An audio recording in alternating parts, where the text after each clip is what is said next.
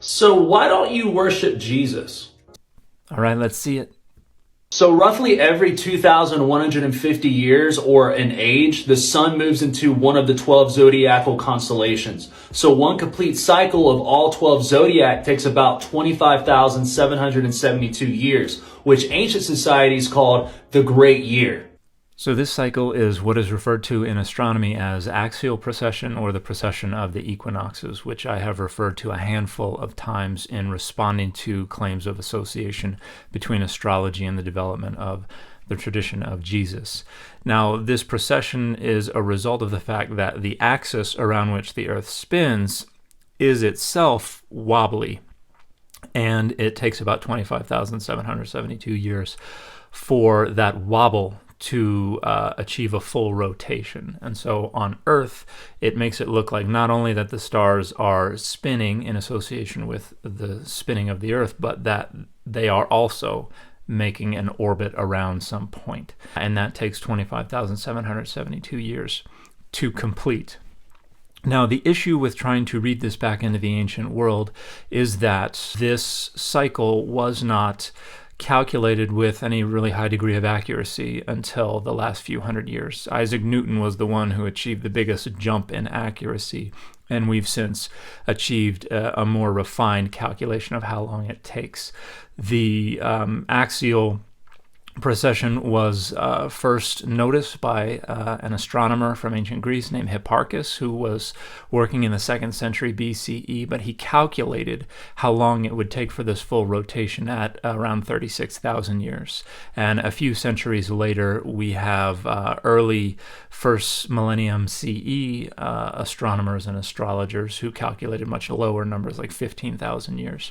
And this ultimately became associated with the ancient notion of the Great Year.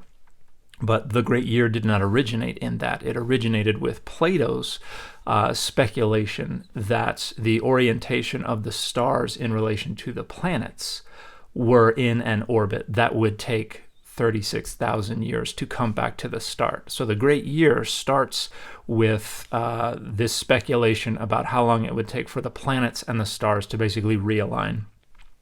A couple centuries later, Hipparchus notices that the spinning stars also seem to be orbiting and comes up with a very similar calculation for how long that would take to complete a full rotation. A couple centuries later, they get combined, and you have calculations ranging between 15,000 and 36,000 years. And it's not until the last couple of centuries that we honed in on 25,772 years. So all of the ages and all of the alignments of those ages with specific years are from the last few centuries. They don't go back to the 1st century CE or further. Back then, they were all over the place, and none of them were related to what we have now, the fiducial points, or the fixed points of reference that we have now, where Pisces is beginning just before the birth of Jesus. That's something that was imposed upon the calendar in recent years. They had no concept of this anywhere near the life of Jesus Christ. Okay, but what does that have to do with Jesus? Absolutely nothing. Well, let's follow the trail. Influenced by ancient Mesopotamian mythology, the Jewish people were exiled in Babylonia, and they recorded the Mazzaroth in the Hebrew Bible, or the Tanakh, around 1200 to 100 BCE. Mazzaroth means constellations. It was a mnemonic device to name the stars in 12 constellations. So the Hebrew Bible nowhere records the Mazzaroth. There is the word Mazzaroth that occurs in Job 38, which is a Persian period composition. But that's just a reference to, most likely, the constellations. And there's also a word Mazalot with a lamed instead of a resh in 2 Kings 23. But most scholars believe that's either a variant spelling of the same word or a corruption from an original spelling of Mazzaroth. But these don't record the zodiac constellations, and they're not a mnemonic device at all. Those associations come from much later mystical Jewish traditions.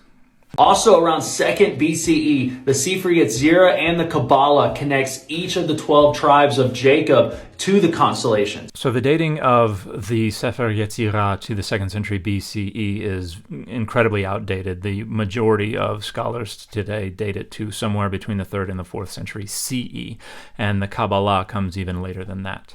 Wow. It's like Christianity is a astro-theological literary hybrid.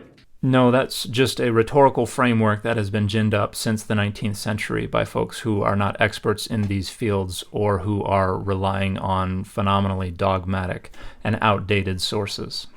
It's connected to the 12 constellations of the ancient Mesopotamian zodiac that Jesus, the Son, travels about with. So there are absolutely no data that connect these notions of the zodiac to the actual development of the traditions regarding Jesus' life, death, and resurrection. These are all things that have developed in the modern world, which is why people use the homophone of sun, S-U-N, and sun, S-O-N, as if that connection actually existed anciently, and it did not. Whoa, dude. Jesus is just a solar personification of the sun.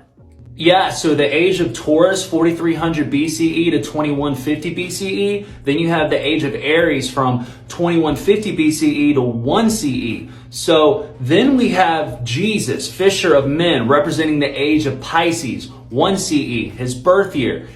So the two most critical problems with these claims are that the lengths of these ages and their calibration to specific years did not happen until sometime in the last couple of centuries. In the ancient world, they had vastly distinct calculations of the lengths of these ages, and their association with specific years was not consistent or systematized and would not become so until centuries after the life and death of Jesus. So there's absolutely no relationship whatsoever between our calculation of the age of Pisces as beginning in 1 CE and what anyone thought in the ancient world. Additionally, Jesus wasn't born in the year 1 CE. That notion would not be created until the year 525 CE, when a Christian monk named Dionysius Exiguus decided he wanted to replace the Diocletian calendar, which was memorializing a tyrant whom Christians believed to have heavily persecuted Christians, and came up with this new calendar that started with the year 1 CE, based on Dionysius's own calculations, which are not based on any actual data, but are just estimates.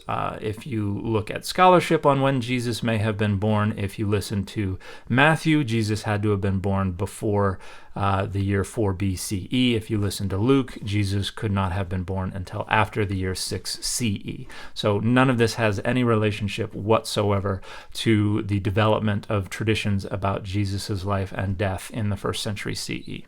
The two Pisces fish are seen throughout the Bible. There is only one place in all the Bible where two fishes are mentioned, and that is in the story of Jesus' multiplication of the 5 loaves and the 2 fishes.